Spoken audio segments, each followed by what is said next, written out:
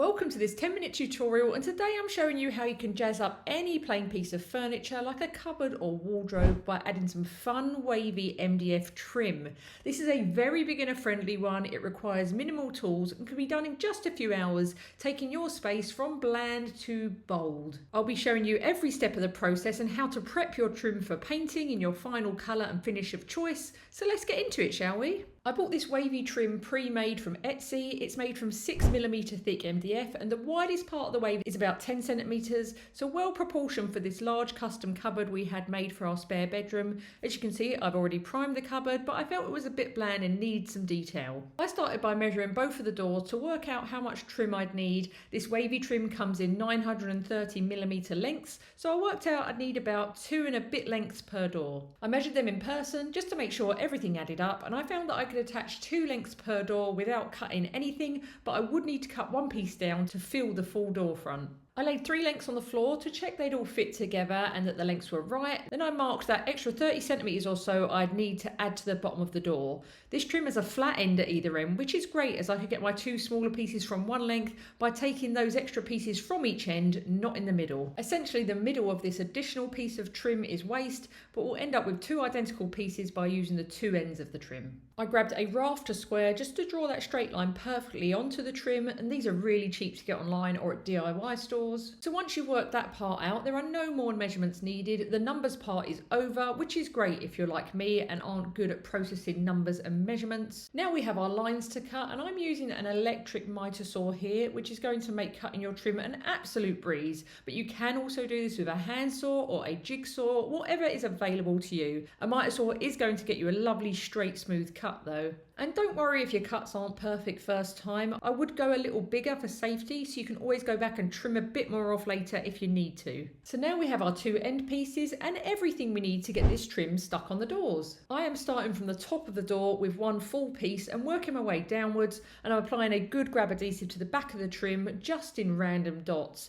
This MDF is very lightweight, so it doesn't need tons of adhesive to hold in place, and we don't want to add too much as we want to squish it nice and tight in place without any gaps. And everything I'm using, the trim, the adhesive, are all linked in the description for you. Now we can stick this first piece on the door, and you want that flat end to line up as flush as possible with the very top edge of the door, and that long edge to sit flush with the inner edge of the door. And this is the beauty of using grab adhesive over nails or anything, because you've got plenty of wiggle room here to adjust the position of the trim while the glue is still wet. So no rush, take your time getting it where you want it. And this works on so many different types of furniture, smaller cupboards, the side of staircases, even on your walls to create a fun wavy framing effect. So as you can see, I'm really taking my time to get it as flush as possible and well placed so the rest of the trim can follow suit. I also use these cheap clamps to cinch the trim in place in a few spots where it needed a tighter grab, and also this is going to stop it slipping or moving as it dries. And once you're happy with your first piece, you can move on to the second.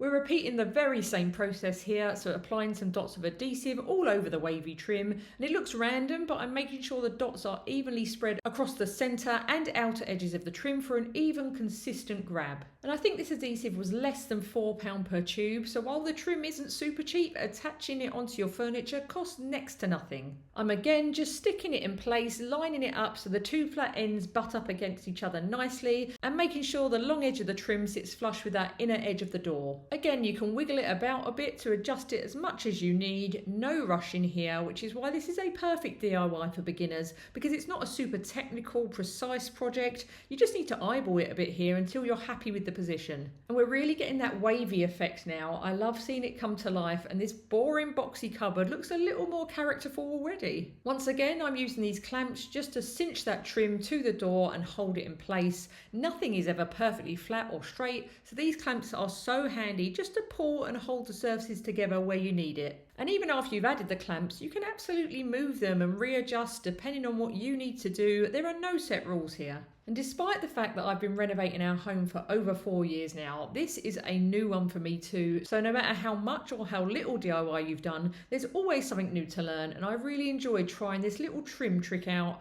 Not hard at all, and I'd recommend it to anyone who wants to add a bit of pizzazz to their plain furniture. Now we have our second length of wavy trim on, and you can see how well that wavy pattern just continues continues down the door, which is really impactful but quite simple at the same time. Remember, fun decor is not just for kids' rooms. What is stopping you from being a bit silly with your own growing up spaces too? So now I'm happy with the placement of the trim. I'm just going to add a bit of that same grab adhesive to the join between the first and second piece of trim, just to fill that gap and help those two pieces stick together a bit better too. When we get to finishing off the trim, I'll show you how to join these gaps for a seamless finish, so sit tight and keep watching for that part. So there we have it, two pieces of trim on, and now we can move on to the small add-on piece at the bottom. I placed this on the door just to check it would fit and gave the bottom end a little trim so it was flush with the bottom edge of the cupboard door.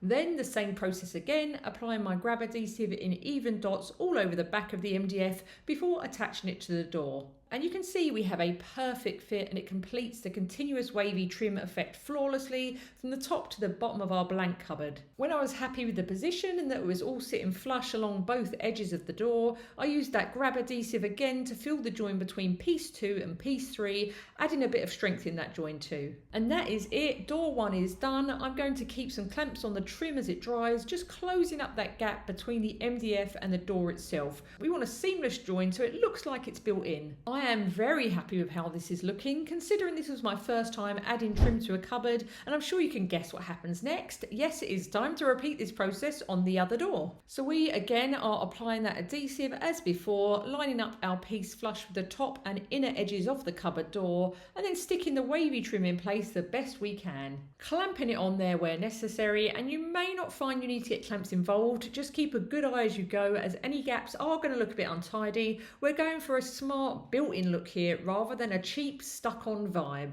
The great thing about this DIY project too is that it's a one-person job, so you can absolutely tackle it solo, but if you'd rather have a helping hand, then absolutely get someone else involved to assist you. I'm also working in a dusty, yet to be renovated room here, so I'm not worried about protecting any surfaces, but you should definitely protect any flooring or surrounding areas just in case you get adhesive in places you don't want it. A damp cloth for any cleanup is always handy to have too.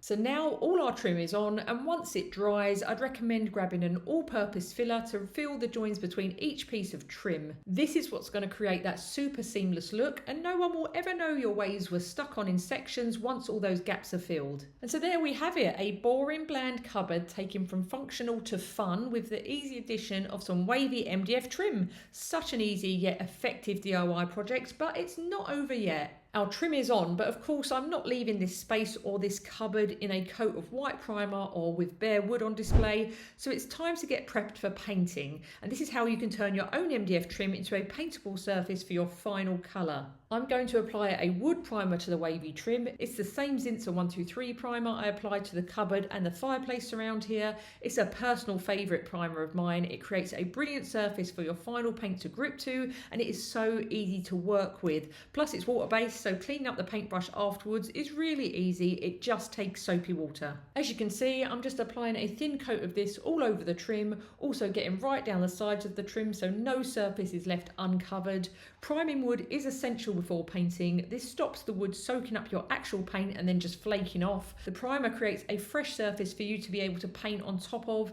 Now before priming the trim, I did give the filler in the joins a very light sand just to make sure there'd be no rough texture around those joins. And you only need to apply one coat of this. You may find it has a slightly rough finish, so before you do paint on top of it, I'd rub it all over with a 240 grit sandpaper just to create a super smooth base. So there we have it, all finished and prepped for painting. Our wavy trim cupboard dream is a reality, and you'll need a bit of vision, but just imagine this painted in an amazing bold colour. It's going to be such a fun standout feature of this room. This whole process took me a few hours, but it was absolutely worth it to add a bit of personality to what was a very bland, boxy bit of furniture. I'm really looking forward to painting this and getting this whole room finished, and I'm so glad I took the time to add this feature. I've achieved a great flush join between the trim and the cupboard doors, which creates a seamless effect that you won't even notice when it's all painted. So what do you think? Would you try this DIY in your own home? Let me know in the comments, and be sure to subscribe to my channel now for so many more beginner-friendly DIY ideas and projects that anyone can try. I really hope you enjoyed this video. Thanks for watching.